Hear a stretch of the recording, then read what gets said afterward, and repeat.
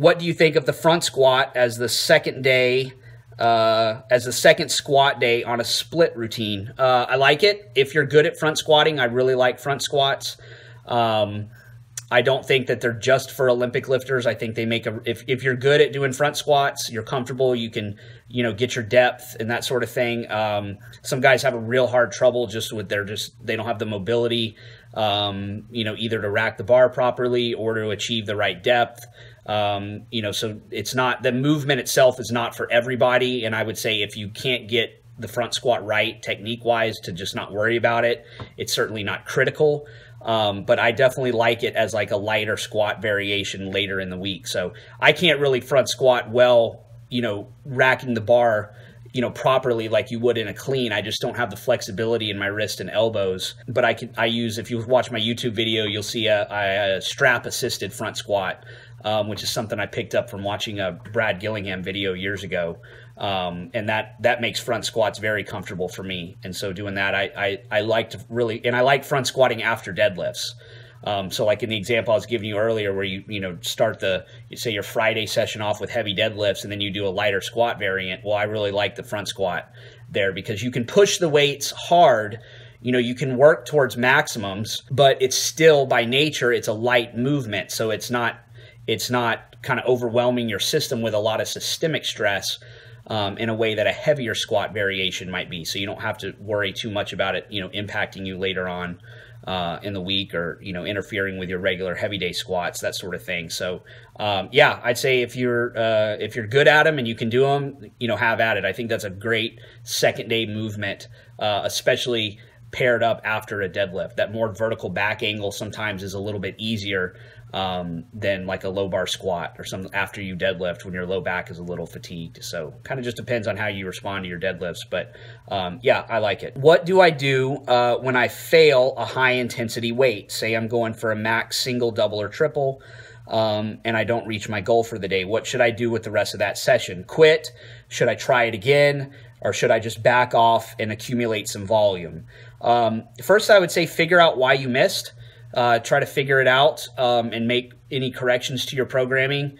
Is your training volume been lacking? In other words, you didn't accumulate enough stress in previous weeks to kind of bump you forward to where you were able to get your target weight on your heavy intensity day. Are you overdoing it? Are you training with too high intensity too often?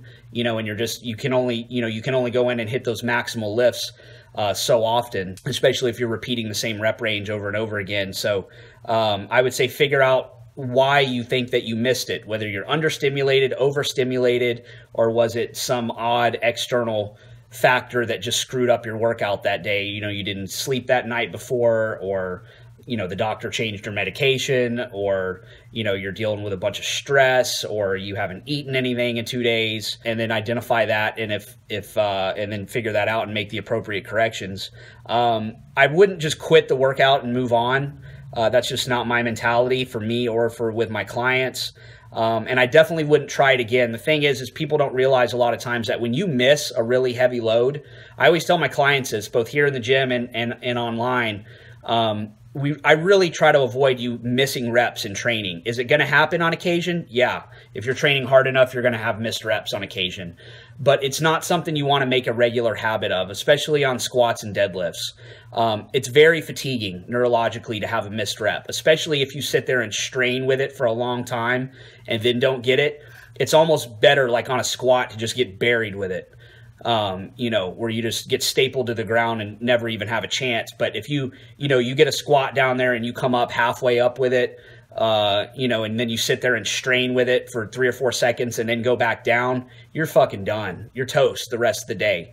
As far as anything heavy, that's very, very taxing on the central nervous system. And it might even bleed over into subsequent training sessions later in the week. So a lot of times having a miss like that is actually more fatiguing than completing the weight. Same thing on a deadlift. You get the deadlift up, you get it to knee height, and you sit there and, gyrate with it for 2 or 3 seconds, and then it goes back down and you don't get it. you can forget about trying to, I mean, you're definitely not going to get that weight again. And even going down a lot of times like 10% and trying a lighter weight for a single, even that won't work. You're just, anything that's demanding on the CNS is pretty much a wash for the rest of that workout on that movement. But that doesn't necessarily mean you have to be done training.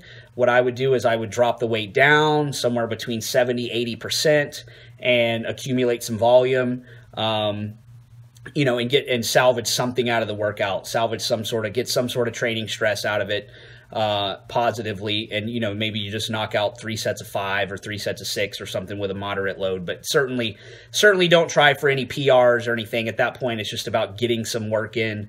Certainly don't miss any more reps, that sort of thing. So you don't want to, you know, fry your nervous system any more than it already is. So just some moderate loads for some moderate volume is to kind of salvage that movement, and then, you know, move on to your next exercise, and forget about it. So, and then go back home and figure out, you know, why did you have such a bad workout, and try to make those corrections. I want to use the incline bench press to train my press. Should I use a close grip, or a bench press grip? Assuming that the close grip means like doing the incline with your press grip, versus going out wider and doing the incline with your bench grip. I would probably do both, to be honest with you. Obviously, if you're using like a regular bench grip, you're going to get more weight, which is going to make your incline press stronger. And that is going to make your close grip or your medium grip incline also stronger by handling those heavier loads. But then you can get a little more specificity out of it by narrowing the grip. You know, it's kind of the same thing like with a bench press and a close grip bench press. I mean, they kind of feed each other. In a way, it's good to do both. I mean, the stronger your bench gets with a regular grip, you know, you go 20, 30 pounds on that. Well, chances are your close grip bench has probably gone up too. And vice versa. If you put on weight onto your close grip bench, it's generally going to have a positive impact, on your regular bench. So like I said, the two it's like a symbiotic relationship. They kind of feed each other. I don't do close grip incline presses. I have done them in the past. They never felt right to me. So I've always inclined. I do a lot of inclines, but I've always done them with my, just a regular bench press grip. But I would think that, you know, you could easily incorporate both even within the context of the same workout. So maybe you do 5 or 6 total sets on the incline, you know, 3 sets with regular bench grip, and then lower the weight a little bit, and then do 2 or 3 sets with a press grip as kind of back off. Which is how a lot of people wind up training their close grip bench too. They do several sets of regular bench and then pull some weight off and do a couple sets of close grip bench. So that's a very easy way to do that. So I would probably do the same thing on the incline to get the benefits of training one with the heaviest loads, but also making a little bit more specific to affecting your press. What is the biggest mistake you see when people program for themselves? Ooh, that's a tough one. Where do you start? I'd say it's probably 2 sides of the same coin. They either, one, stay with a program way too long, something that has proven itself to not work for them, but they want it to work because they have some sort of belief in it or whatever. They have some sort of emotional attachment to it, or it fits their schedule, or they just like it, or whatever. You know, they read a very convincing argument about why this program is the best program in the world, and they're just convinced that they're not doing it right, and if they could just get everything right, then somehow it would magically start working for them. So you see that a lot of times where people just stay with something way too long that is just not working. The other side of that is the people that are onto a new program every other week. They don't give anything enough time to actually fail. So they write something out for themselves that's reasonable, and they start on it, and, you know, 2 weeks in, they have a bad workout, and they go, fuck it, this doesn't work, you know, and then they're on to Windler's 5-3-1, and they do that for a couple weeks, and I had a bad workout, I'm going to go do West Side, and then, you know, they go through that, I'm going to go do Texas Method, and I'm going to do heavy, light, medium, and they're on to a new, that's that thing that I always talk about, that chronic program hopping, where they never evolve their training. And the best training programs, see, that's what I do here in the gym. And that's why it's always more effective to have an in-person coach, that's doing your programming for you, because the way that it works when a coach is with you at every workout or most every workout is that your training program really becomes just an evolution rather than just hopping from one defined program to the next thing, to the next thing, to the next thing, that are all kind of, radically different approaches. Real programming is an evolution. Volume goes up, volume goes down, volume goes back up, volume goes down, intensity goes up, exercises come in and out of the program, that sort of thing. And so you just, you catch a wave of something that's working and you ride it out. When you notice that, things are starting to fall off, you say, okay, why is this falling off? Okay, not enough volume. Let's add a couple sets here. Let's add a light day here. And then, starts to peter out again. Okay, why is this guy petering out? Well, probably a little bit overtrained. Let's throttle back on the volume. Let's remove this extra day, and then that process is just kind of continuously repeating itself, rather than having, these fixed guidelines that you have to follow. And people don't do that for themselves. They get very focused on doing a program rather than paying attention to what is happening in their training. In other words, and this is the symptom of the guys that love to do everything on a spreadsheet. They like to map out their training for the next 6 months, put everything on a spreadsheet, and then turn their brain off and just want to go in and just plug their numbers in to every workout and not think about what's actually happening from workout to workout, and making small adjustments over the course of several weeks at a time. So in other words, what happens to them is the goal becomes to do the program that they wrote out for themselves, rather than to pay attention to what the effects of the programming are on their body, make the necessary adjustments, and continue to get strong. So people lose sight sometimes that the whole goal with all this stuff is to get strong. It's to put more weight on the bar. And whatever approach that you're using is irrelevant as long as it's working for you. I'm the first guy to tell you that. I've been in this game so long as both a coach and a lifter and I've trained in so many different environments, with a lot of really good lifters, power lifters, bodybuilders, strongmen. I've seen so many different approaches work. It's very hard for me to just get real emotionally bought into one approach and say, this is the way that you've got it, that everybody has to train, because immediately I'll think of 10 guys that don't train that way, that also had great results. So whether it's high volume stuff, low volume, high frequency, low frequency, same lifts all the time, different lifts every time, man, I've seen it all work. And I tell you what the most important factor is.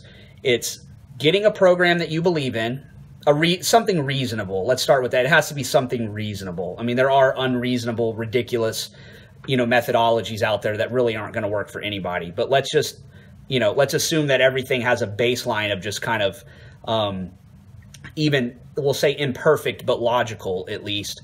Some sort of reasonable programming approach you completely believe in. You attack it as hard as you can, and you're consistent as hell. Those are the main things. Whether it's all this stuff about whether it's high volume or low volume, or once a week or 3 times a week or whatever. Man, I've seen it all work.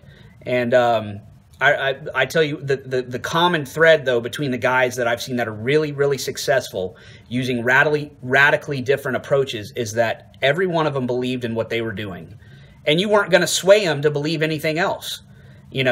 I trained with some guys at a gym that was here in Kingwood for a long time, and it was full of a bunch of strongman competitors, and they're all they're all training like Westside, and they're all strong motherfuckers, and they're all getting great results with their programming.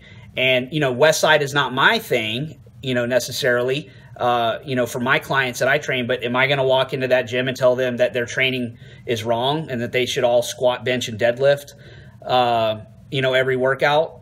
No, because they're not going to believe me anyways. And why would I say that if their programming is producing the right result, which is more weight on the bar? And I've seen guys that trained with just the basics, very little variation in their routine, squat, bench, deadlift, and not a whole lot else, just doing that 2 or 3 days a week with very little assistance work. And I've seen some really, really, really strong guys doing just the bare minimum with almost no variation that have gotten some brutally strong results. Should I go tell those guys that they need more variation in their training, that they need to vary up their rep ranges, that they need to introduce new exercises? No, I shouldn't, because their programming is getting the intended result, which is to make them stronger.